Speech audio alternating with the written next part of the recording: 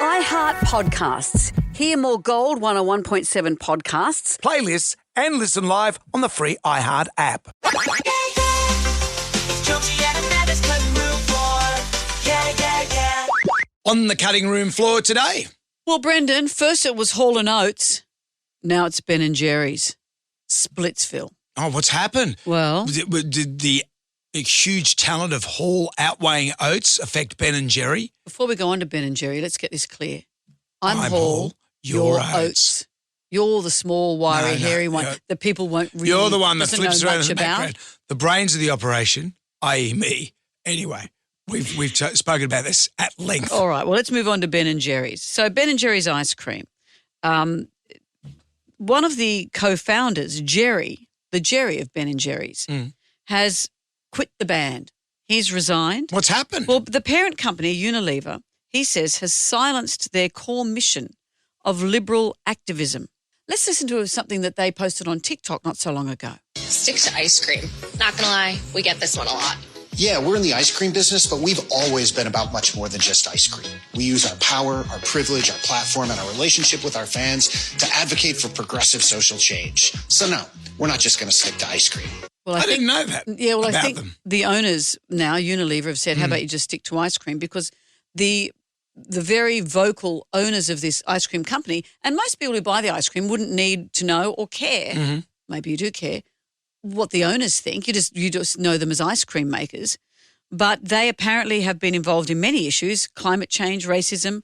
They have built a reputation for social activism, and they've been arrested at various protests. And I think some of their pro-Palestinian support has upset Unilever, who've Sure. said, stop. So Jerry has stepped down because he feels they've been silenced from their core ethos that they've been doing since the organisation began, which was in 1978.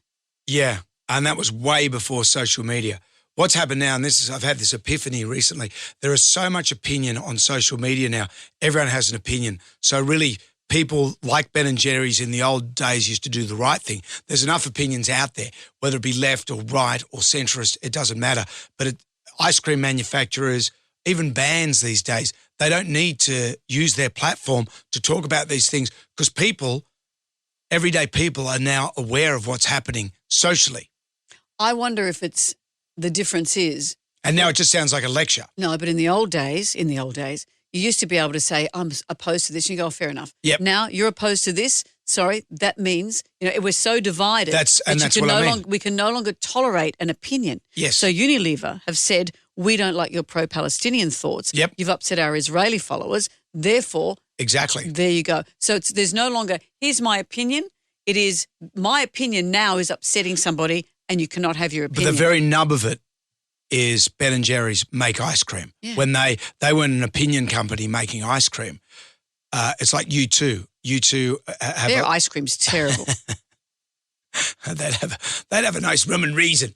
But what I'm saying is even U2 in itself now, everyone's tired of hearing other people's opinions because we are awash with opinions. You look at social media, you don't have to go anywhere to hear an opinion. Remember in the old days, and we're so immersed in social. Soapbox. You go, there's a Maddie. And you could see a Maddie standing in the town square yelling ignore out, them. but you could walk off. Yeah. But now, thanks to the algorithm and thanks to Elon Musk taking away censorship on X, you get any amount of sewer coming out of that pipeline. Which is because they make more money when we lean into fearful opinions. So what you say is right, but I think what I say is right as well. Of course, I'm going to say that. Mm-hmm. It is, yes, we've got too much opinion, but also that opinion, somehow it's like stroking a cat backwards. Your opinion is hateful to me, and therefore we are at odds. It didn't just used to be, okay, he's got that opinion. Now we're at odds. It's true. And maybe we'll go back to the 20s where everyone just kept their pie hole shut. So people talk on internet. Now I've noticed when you go to barbecues and stuff, people are less inclined to talk politically. Have you noticed that? I think because we know how divisive it is. Because people so you don't mention it. So in humankind, when we're face to face with each other, we're not talking about our opinions as much. Have you seen this thing? There's two dogs, and they said this is what Twitter or X is.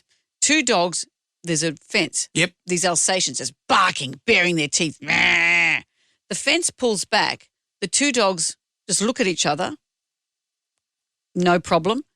Fence closes again. And that's exactly what it is. That's a metaphor for what's happening now. So think about that when you're scrolling. And also think about that when you're buying ice cream, because Jen and Berries, that's what they should, a new flavour, Jen and Berries, because they're now putting out the banana split. Booyah! Okay, kids, that's it for today. Come back tomorrow for more of Jonesy and Amanda's Cutting Room Floor.